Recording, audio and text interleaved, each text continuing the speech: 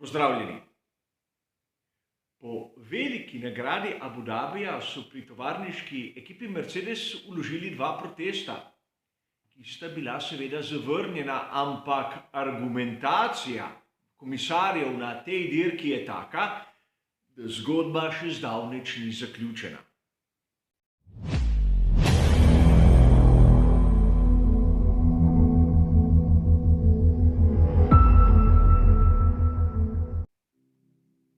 Zadnja dirka v sezoni 2021 je pustila za seboj dolgo sled polemik, ki se pravzaprav bodo nadaljevale tudi v naslednjih tednih. Videli smo kar nekaj spornih odločitev in tu s prstom ne kažem na eno ali drugo ekipo, temveč na vodstvo dirke. A o tem smo že govorili. Tovarniška ekipa Mercedesa je vložila dva protesta in oba protesta sta bila zavrnjena. In to ni nič takega in tudi nič čudnega. Težava je v tem, da argumentacija, zakaj sta bila zavrnjena oba protesta, je tako šibka, da sama po sebi kliče po ponovni pritožbi. Namreč v mnogih virih sem lahko zasledil srd tako navijačev ene skupine, kot navijačev druge skupine in navsezadnje. Začutil sem srd tudi tistih nevtralnih navdušencev. In verjetno mnogi izmed nas smo enotni vsaj v tem, da Michael Masi ni opravil dobrega dela. V mnogih virih, ko sem spremljal polemike, sem seveda pogrešal neke razlage, kaj se je pravzaprav zgodilo, kaj bi morali pričakovati. Zato bom skušal razjasniti vso dogajanje v tem prispevku, ki je nadgradnja, nadaljevanje tistega komentarja, kjer sem osnovo seveda že podal. Poglejmo si najprej, kaj je Mercedes vložil kot protest. Besedila, ki ga je vložil Mercedes, nimamo mi, navadni smrtniki, pred seboj. Vemo le, da so se pritožili na končni vrstni red zaradi kršitev 48. člena v 8. točki ter 48. člena v 12. točki športnega pravilnika FIA Formule 1. In seveda, vsakdo ima dostop do aktualnih, najnovejših različic tega pravilnika. Zato si lahko ogledamo, kaj sploh piše v določenih členih, da bomo vedeli, o čem bomo govorili. V 48. členu 8. točki se govori o prepovedi prehitevanja za varnostnim avtomobilom. In zopet vas bom spomnil na moj komentar. Tam sem omenil, da Max je za trenutek v režimu varnostnega avtomobila prehitel Lewisa Hamiltona. Sicer sem dejal, da gre za malenkost, katera lahko tudi ne bi bila omembe vredna. In še zmeraj sem takega mnenja. Tudi pri Mercedesu to verjetno niso nekako smatrali za glavni argument. Ampak, ukolikor imaš možnost takega argumenta, ga vložiš, nikoli ne veš, kakšne rezultate lahko pripelje. In tokrat z razlago samih komisarjev so pridobili več, kot bi si lahko mislili. Mnogi izmed vas se boste sedaj začudili, zakaj? Saj je bil prvi protest tudi prvi zavrnjen. A najprej moramo razumeti, kaj v 48. členu 8. točki piše. Izrecno je prepovedano vsako prehitevanje za varnostnim avtomobilom, razen pri izjemah. In tu so tudi naštete vse te izjeme. Naprimer, izjema je lahko, da se določenemu vozniku to signalizira iz vodstva dirke. Nasprotnik ali celo varnostni avtomobil se lahko prehiti, ko se vstopi v bokse. Namreč, ko se zavije na dovozno pot, se v bistvu lahko tudi nekoga prehiti.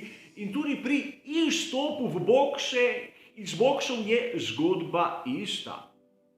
Seveda, ko se varnostni avtomobil vrača v bokse, se ga lahko tudi prehiti. In če ima nekdo tehnične težave, se zgodba ponavlja. Seveda, tu imamo še določene izjeme, ki so navedene v 41. členu prvi točki, 48. členu 12. točki, o kateri bomo govorili pozneje, 51. členu 6. točki, 51. členu 12. točki. Gre za izjeme, ki so same po sebi logične. Naprimer, da nekomu ugasne pogonski sklop na štartnem razporedu, da se tisti, ki zaostajajo za krog, umaknejo s poti in seveda podobni primeri ne bi bil rad dolgočasen. Primera, ki smo ga videli na progi, ko je Max Verstappen za trenutek prehitel Lewisa Hamiltona, ni navedenega v teh izjemah. In preden nadaljujemo z razlago, bi vas rad spomnil, kako se ponavadi v svetu motošporta streže v takih primerih. Namreč v bližnji preteklosti imamo dva primera, ki nam nakazujeta, kaj bi lahko pričakovali strani samih komisarjev. Vrnili se bomo v sezono 2019. Ja, veliko nagrado Rusije. Tam je Kimi Räikkönen prehitro štartal, takoj zapazil svojo napako in se ustavil. V bistvu ni pridobil nobene trajne prednosti. V resnici je bistveno počasneje štartal kot vsa ostala skupina. Ampak bil je kaznovan s tistim drive-thru. In to samo zaradi tega, ker ne glede na pridobljeno prednost je kršil pravilo. Prehitro je štartal. In tu ne veljajo nobene izjeme. Čeprav se mnogim nam navdušencem kazen ni zdela, recimo temu poštena, je bila skladna s tistim, kar piše v pravilniku. Kolikor kdo prehitro štarta, je kaznovan. V isti sezoni 2019, na veliki nagradi Japonske, se je nekaj podobnega pripetilo Sebastianu Vettlu. Tudi on je poskočil ter se zaustavil. Ni pridobil nobene prednosti, ampak komisarji so določili, da ni potrebno kaznovati Sebastiana Vettla. Ampak ne zaradi tega, ker ni dobil nobene prednosti, ampak zaradi tega, ker tisti senzori, ki jih imajo na razpolago, niso zaznali poskoka izven tistih dovoljenih toleranc. Ko piše eksplicitno v poročilu. Torej, Sebastian Vettel ni bil kaznovan, ker komisarji dobesedno niso videli prekrška. In to je pomembno, kajti to nam kaže, kako se takim situacijam v Formuli 1 streže. Sedaj se bomo vrnili na današnji čas. Pravilo sem omenil malce prej. Namreč izrecno je prepovedano vsakršno prehitevanje za varnostnim avtomobilom. A v poročilu, ki so ga sestavili vrli komisarji, izrecno piše: Max Verstappen je z trenutekim samo malo prehitel Lewisa Hamiltona. In pika. A s tem manevrom ni pridobil nobene trajne prednosti. V 48. členu 8. točki nikjer ni navedeno, da se trajna prednost sploh gleda. Kolikor nekdo prehiti, je v prekršku. In vrli komisarji so potrdili, da Max Verstappen je Lewisa Hamiltona prehitel in pika.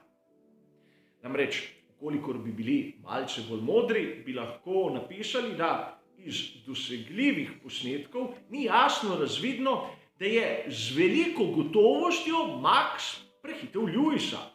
Ali njihovi senzori niso zaznali, da bi v nekem mikrosektorju bil Max pred Lewisom in zgodba bi bila zaključena, kajti ukolikor bi se Mercedes pritožil, bi mogel prinesti nove dokaze, ki bi kazali nasprotno.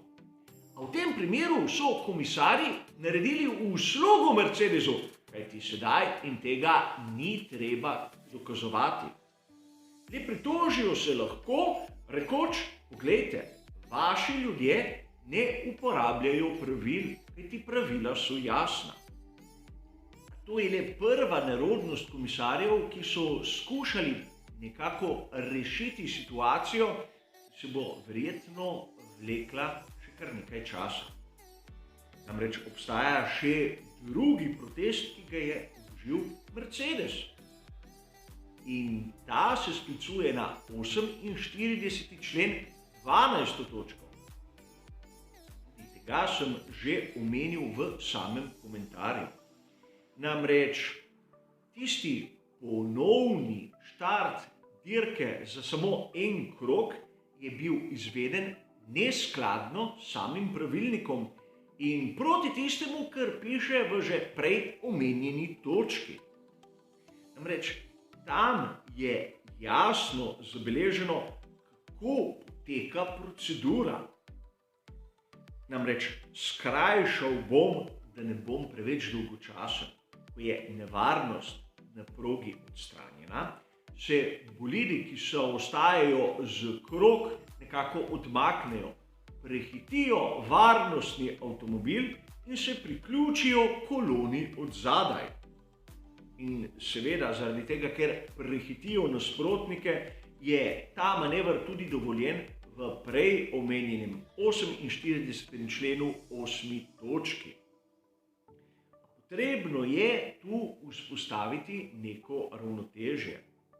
Namreč, kolikor pogledamo vrstni red konec 57. kroga, bomo videli, da so zaostankarje spustili naprej le med dvema tekmovalcema, med Lewisom Hamiltonom in Maxom Verstappenom.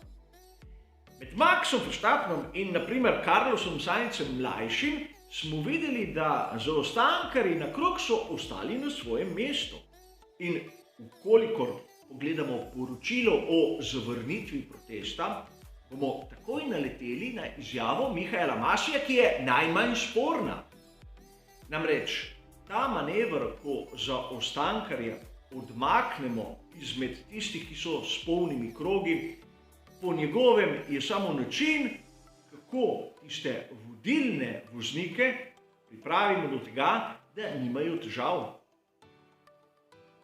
Carlos Sainz mlajši na 3. mestu ni bil vodilni voznik. Sta bila vodilna voznika le dva. Z manevrom, ki ga je izvedel Masi, je v bistvu dvakrat pomagal Verstappenu. Prvič, ker je odmaknil ovire med Maxom in Lewisom, in drugič, ker je Maxu dobesedno kril hrbet. Sedaj lahko razpravljamo, ali Carlos Sainz mlajši je sploh bil sposoben napasti Maxa, ampak ni važno. Direktor dirke mora poskrbeti, da so za vse voznike enaki pogoji. In če je imel Carlos Sainz mlajši pred seboj dva bolida, ki sta zaostajala za krog, zakaj niso umaknili še njiju? In tudi pred Yukijem Tsunodom je bil zaostanek. Tega nihče ni hotel videti, kot da ostali prisotni na dirki sploh niso bili pomembni. In seveda obstaja še tisti drugi del, ki je izjemno pomemben. Procedura je jasna. Komaj naslednji krog, ko zadnji izmed zaostankarjev prehiti varnostni avtomobil, lahko ta zapelje iz proge. In to ni neka kaprica, to je zaradi varnosti. Namreč zaostankarji, ko prehitijo varnostni avtomobil, morajo čimprej odpeljati tisti krog in se priključiti skupini od zadaj. To ne pomeni, da vozijo na polno. Med seboj se ne smejo prehitevati, če smo pravzaprav točni. In sedaj si lahko predstavljate, kaj se zgodi v primeru, da najprej se zaostankarje spusti naprej in nato nenadoma odmakne varnostni avtomobil. Tisti, ki so s polnimi krogi že tako ali drugače hitrejši, bi se začeli boriti in možnost je, da bi trčili dobesedno od skupino zaostankarjev, ki je malo prej zapustila kolono za varnostnim avtomobilom. Zaradi tega je to določilo v samem postopku, da se da zaostankarjem čas, da se priključijo skupini od zadaj. A seveda, razlog, ki sem ga navedel, ni bil upoštevan. A upoštevali so tisto, kar piše v naslednjem členu, 48. členu 13. točki. Namreč tam je navedeno, da je direktor dirke tisti, ki samostojno odloči, kdaj je proga varna in kdaj ne, in ko on sporoči, da gre varnostni avtomobil v bokse, mora ta ukaz ubogati. Seveda, pisarji so določili, da 13. točka nekako prevlada nad 12. A ni nam jasno, v celoti, deloma ali samo tam, kjer komu paše. Strinjam se, 13. točka je nad 12. ampak, če to drži, se mora brisati celotno 12. točko, tudi v tistem delu, ki omogoča zaostankarjem, da prehitijo varnostni avtomobil. Drugi strani, ukolikor velja to, bi bilo pošteno, da velja za vse enako, kar smo zopet videli, da ni bilo res. In če upoštevamo to, moramo upoštevati tudi proceduro do konca. Torej, da bi moral varnostni avtomobil na progi vztrajati še en krog. Ampak komisarji so hoteli rešiti, recimo temu, ugled Mihaela Masija. A so se pri tem reševanju zapletli še bistveno bolj, kot je bilo potrebno. Mercedesu so dali ogromno argumentov za pritožbo. In to tehtnih. Namreč, kolikor bi bil direktor dirke vešč in bi hotel zaključiti dirko v akciji, bi lahko izobesil rdečo zastavo, odstranil bolid Latifija in vse bi se začelo iz ponovnega štarta, verjetno s krogom ali dveh čiste dirke. A slišali smo lahko še izjavo Mihaela Masija, ki je dosegla vrhunec. Namreč svoje dejanje je opravičil tako, da se je skliceval na nek skrivnosten dogovor med ekipami, kjer so se vsi strinjali s tem, da je potrebno končati čim več dirk brez uporabe varnostnega avtomobila. In zopet se sprašujem, kdaj je bil sprejet ta dogovor. Namreč vsi se dobro spomnimo tistega, kar se je dogajalo tam v Belgiji, in tisto ne moremo klicati dirka. In direktor ter glavni odgovorni ni bil nihče drug kot Masi. Če je dogovor veljal prej, zakaj se ga je spomnil šele sedaj? Seveda, kontroverzna tema, ki bo burila duhove še kar nekaj časa.